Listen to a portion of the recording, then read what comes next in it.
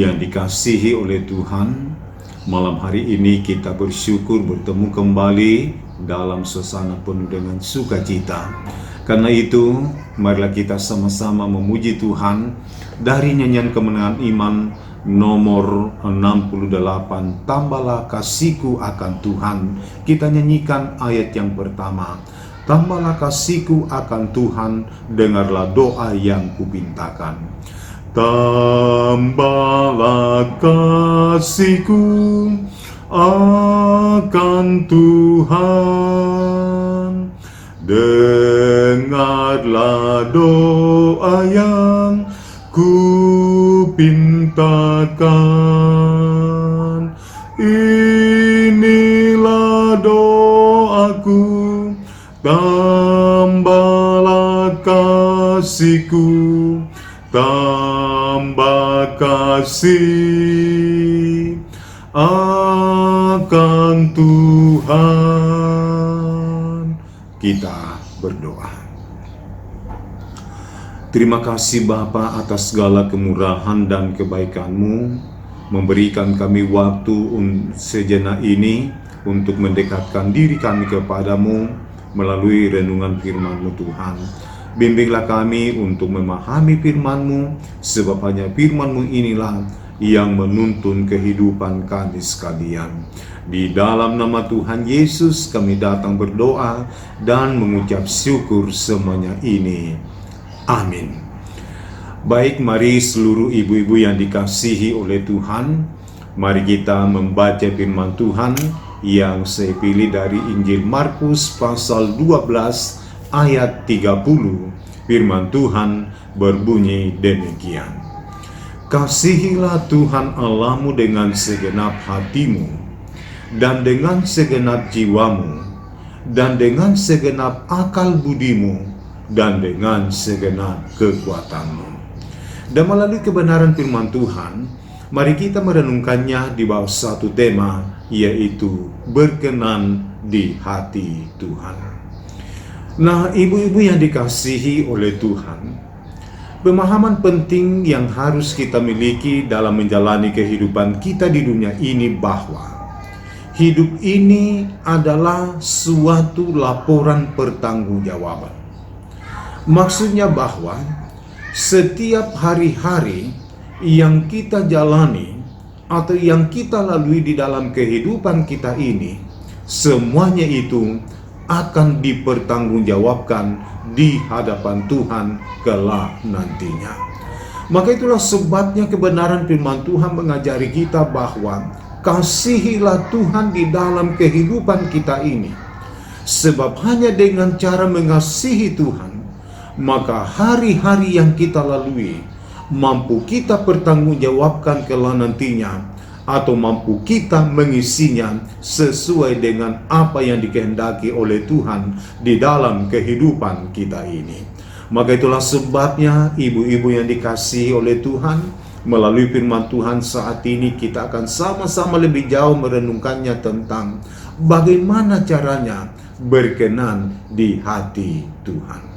Maka yang pertama yang dapat simpulkan adalah mengasihi Tuhan di atas segala-galanya. Nah, ibu-ibu yang dikasihi oleh Tuhan, kata mengasihi ini adalah kata dalam bentuk kerja dan kata dalam bentuk perintah. Jadi maksudnya bahwa mengasihi Tuhan di atas segala-galanya adalah sesuatu hal yang harus kita lakukan, yang harus kita buat sepanjang kehidupan kita ini. Dan ini adalah sesuatu hal yang mutlak atau wajib dilakukan oleh setiap orang yang percaya kepada Tuhan di dalam kehidupannya. Jadi kata mengasihi ini adalah pekerjaan yang bersifat kontinu, yang bersifat terus-menerus, yang tidak ada putus yang kita lakukan, kita buat di dalam kehidupan kita ini. Bahkan firman Tuhan mewajibkan kita atau sesuatu hal yang mutlak dilakukan di dalam kehidupan kita. Sebab dikatakan firman Tuhan bahwa mengasihi Tuhan di atas segala-galanya maka inilah yang membuat diri kita berkenan di hati Tuhan. Nah, kenapa hal ini sesuatu hal yang harus diperintahkan oleh Tuhan di dalam diri kita ini? Karena ingat bahwa dengan mengasihi Tuhan, itulah cara kita mengabdi kepada Tuhan. Apakah yang membuktikan diri kita mengabdi kepada Tuhan? Hanyalah ketika kita mengasihi Tuhan. Nah, sama dalam hal kesetiaan kita, dalam hal ketaatan kita, dan pengorbanan-pengorbanan yang kita lakukan. Apa buktinya bahwa semuanya itu berkenan kepada Tuhan? Ialah ketika kita melakukannya semuanya itu dengan kasih di dalam diri kita. Jadi kalau kita membangun kesetiaan kita kepada Tuhan, ingat bahwa ini sedang kita lakukan sebagai suatu kasih kita kepada Tuhan. Ketika kita membangun ketaatan, ingat bahwa ini adalah bentuk kasih kita kepada Tuhan. Bahwa kalau kita taat kepada Tuhan, berarti kita sedang mengasihi Tuhan. Dan begitu pun juga dalam hal pengorbanan kita kepada Tuhan. Ingat bahwa ini adalah kasih kita kepada Tuhan. Maka itulah sebabnya bahwa ketiga hal ini tidak ada artinya di hadapan Tuhan kalau tidak disertai dengan kasih, atau kalau kita melakukannya tanpa kasih di dalam kehidupan kita ini. Maka itulah sebabnya ibu-ibu yang dikasihi oleh Tuhan, ketika kita setia, ketika kita membangun ketaatan, ketika kita menunjukkan pengorbanan kita dalam hal pengiringan kita kepada Tuhan, ingat bahwa harus disertai dengan kasih, atau harus didasari dengan kasih di dalam diri kita. Intinya bahwa apapun yang kita lakukan di dalam diri kita ini, intinya bahwa kita sedang mengasihi Tuhan di dalam kehidupan kita. Maka itulah sebabnya satu ayat firman Tuhan yang biasa saya selalu sampaikan dalam Kolose pasal 3. Ayatnya yang ke-23, firman Tuhan berkata bahwa apapun yang kita lakukan, lakukanlah itu untuk Tuhan. Artinya bahwa kalau kita bekerja, kalau kita melakukan aktivitas kita, ingat bahwa lakukanlah semuanya itu karena kasih di dalam diri kita, bukan karena terpaksa, bukan karena ingin mau dipuji oleh orang lain, bukan karena kita ingin mau mendapatkan sanjungan dari orang lain sehingga kita melakukannya. Tetapi ingat firman Tuhan berkata, lakukanlah semuanya itu karena kasih di dalam diri kita. Kasih kita kepada Tuhan dan kasih juga kepada sesama di dalam kehidupan kita. Sebab ingat, inilah yang membuat diri kita berkenan di hati Tuhan ketika kita mengasihi Tuhan di atas segala-galanya. Dan yang kedua, bagaimana cara kita berkenan di hati Tuhan? Yang kedua adalah membangun kesetiaan di dalam diri kita. Nah, ibu-ibu yang dikasihi oleh Tuhan, kalau kita memperhatikan Alkitab, maka kata kasih itu, maka kata kesetiaan itu muncul ratusan kali di dalam Alkitab. Apakah itu kata kesetiaan atau ketaatan dan kata-kata yang sinonimnya lainnya, semuanya itu muncul ratusan kali di dalam Alkitab. Nah, ini menandakan kepada kita bahwa kata kesetiaan ini amat penting. Sebab kenapa Alkitab, kenapa Tuhan selalu mengulang-ulang mengajari dan mengingatkan kita untuk terus membangun kesetiaan kepada Tuhan? Karena ingat bahwa melalui kesetiaan itulah kita pun juga ditemukan sebagai pribadi yang berkenan di hati Tuhan. Jadi ingat saudara-saudara, sekalipun ketika hal ini diajarkan, ya memang tidak dapat kita sangkali bahwa kadang menimbulkan reaksi-reaksi yang kurang baik di dalam kehidupan kita. Tetapi bagaimanapun saudara-saudara, kenapa Alkitab, kenapa firman Tuhan selalu mendorong, selalu mengulang-ulang berbicara tentang kesetiaan? Karena ini amat penting bagi kehidupan kita. Sebab apakah yang membuat diri kita berkenan di hati Tuhan? Hanyalah ketika kita membangun kesetiaan di dalam kehidupan kita ini. Maka itulah sebabnya ibu-ibu, ketika kita selalu diajari tentang membangun kesetiaan, hidup di dalam kesetiaan kepada Tuhan, hidup dalam kesetiaan mengiring dan melayani Tuhan, sadari bahwa ini adalah hal yang penting, karena inilah yang membuat diri kita juga berkenan di hati Tuhan di dalam kehidupan kita masing-masing. Nah, apakah pentingnya kita harus membangun kesetiaan di dalam diri kita? Yang pertama kita lihat di dalam Injil Matius pasal 24 ayat yang ke-13 berkata bahwa tetapi barang siapa yang bertahan sampai kesudahannya akan selamat. Artinya bahwa kesetiaan menjadi alat ukur bagi kita untuk memperoleh keselamatan sampai pada akhirnya. Karena tidak dapat dipungkiri bahwa ada orang pada awalnya begitu menggebu-gebu menjadi pengikut Tuhan, tetapi karena tidak bertahan, akhirnya undur daripada Tuhan di dalam kehidupannya. Maka itulah sebabnya firman Tuhan berkata bahwa hanya orang yang setia yang bisa selamat di dalam kehidupannya. Tanpa dia memiliki kesetiaan, maka orang-orang seperti itu tidak akan selamat di dalam kehidupannya. Kemudian yang kedua, jelas di dalam Wahyu pasal 2 ayat yang ke-10 bagian C firman Tuhan berkata, hendaklah engkau setia sampai mati, maka aku akan mengeruniakan mahkota kehidupan. Jadi saudara-saudara, di sini Tuhan berkata kepada kita bahwa alat ukur bagi kita untuk mendapatkan pahala, untuk mendapatkan mahkota, untuk mendapatkan segala janji Tuhan di dalam diri kita ini adalah kesetiaan kita kepada Tuhan. Maka itulah sebabnya ibu-ibu, jangan kita anggap enteng tentang kesetiaan. Tetapi ingat firman Tuhan berkata seperti yang sesudah jelaskan, bahwa ini adalah kata kerja dan ini adalah kata perintah. Maksudnya bahwa ini membangun kesetiaan ini adalah sesuatu pekerjaan yang terus-menerus kita buat, kita lakukan di dalam diri kita, dan bersifat mutlak dan bersifat wajib untuk dilakukan di dalam diri kita.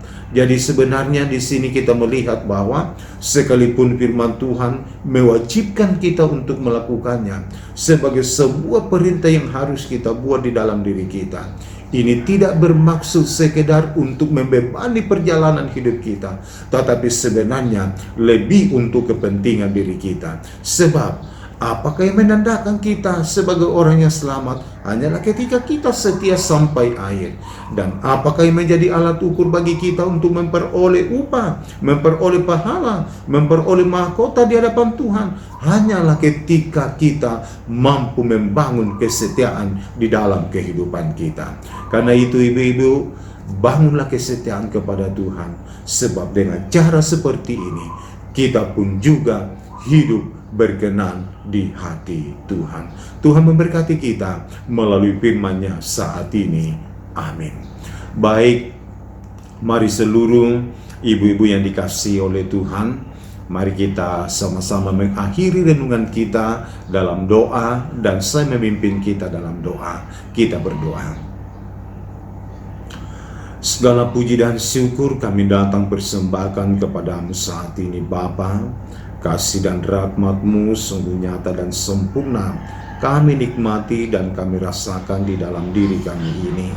Kami bersyukur atas ajaran kebenaran firman-Mu yang terus mendukung, membimbing kami, mengarahkan kami untuk senantiasa hidup berkenan di hati Tuhan.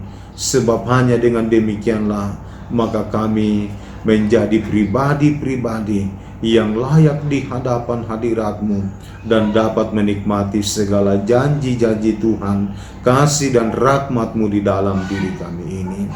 Roh Kudus, bimbing terus kami melalui firman-Mu ini. Hamba-Mu telah berhenti menyampaikannya sangat terbatas. Dan itulah sebabnya Roh Kudus yang membimbing seluruh ibu-ibu untuk lebih memahami firman-Mu. Bahkan ya Tuhan, kami mampu melakukannya dalam seluruh langkah kehidupan kami ini.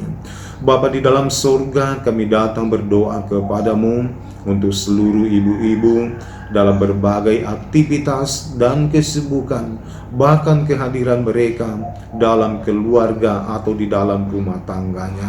Kami berdoa kepadamu Tuhan, mendoakannya Tuhan bagi ibu-ibu dalam tugas pekerjaan mereka di kantor. Oh Tuhan, Engkau senantiasa memberikan kekuatan dan hikmat, sebab kami tahu ya Tuhan bahwa mereka bekerja secara ekstra, bekerja di kantor atau di tempat pekerjaan, bekerja di rumah tangga, dan tampil sebagai seorang ibu rumah tangga atau wanita yang bijak di dalam kehidupan. Tolonglah ya Tuhan supaya mereka mampu melakukannya. Ibu-ibu yang bekerja di rumah masing-masing, Tuhan tolong, Tuhan pimpin sehingga mereka mampu melakukan semuanya itu sebagai pengabdian mereka kepadamu Tuhan. Bukan sekedar hanya menjalankannya, tetapi mereka melihat bahwa ini adalah sebuah pengabdian mereka kepadamu, sehingga dalam kehadiran mereka dalam rumah tangga mampu menjadi saksi-Mu Tuhan. Kami datang berdoa ya Tuhan, tentunya ada saja hal-hal yang membuat mereka mengalami tekanan-tekanan batin, mengalami pergumulan-pergumulan, dan itulah sebabnya kuatkanlah iman percaya. Ya Roh Kudus, tuntun, bimbinglah mereka supaya apapun yang menjadi pergumulan, apapun yang menjadi tantangannya, mereka mampu menjalaninya, mereka mampu melewatinya dalam kasih dan pertolongan-Mu Tuhan, sehingga mereka tampil menjadi pribadi-pribadi yang senantiasa mampu mengarahkan dan membimbing rumah tangga mereka ke rumah tangga yang hidup, memuji memuliakan nama-Mu Tuhan. Kami mendoakan untuk suami-suami dalam melaksanakan tugas tanggung jawab pekerjaan mereka setiap hari. Tuhan tuntun, Tuhan bimbinglah mereka untuk mampu melakukannya dengan baik bersama dengan anak-anak mereka, baik itu yang sudah berumah tangga maupun dalam kehidupan masing-masing. Engkau Tuhan yang senantiasa menolong, memimpin dan memberkati untuk selalu melihat kebaikan Tuhan dalam hidup mereka masing-masing. Bapa di dalam surga, tak lupa kami mendoakan untuk pengurus persekutuan PKW. Tuhan memberkati dari ketua sampai kepada anggota-anggota untuk mampu melaksanakan tanggung jawabnya dengan sebaik-baiknya. Terima kasih buat segala anugerah-Mu, terima kasih buat segala tuntunan-Mu, dan terima kasih buat segala kemurahan-Mu Tuhan. Bapa di dalam surga, inilah doa kami yang kami datang persembahkan kepadamu. Di dalam nama Tuhan Yesus kami datang berdoa dan mengucap syukur semuanya ini. Amin. Baik, demikianlah renungan kita pada malam hari ini.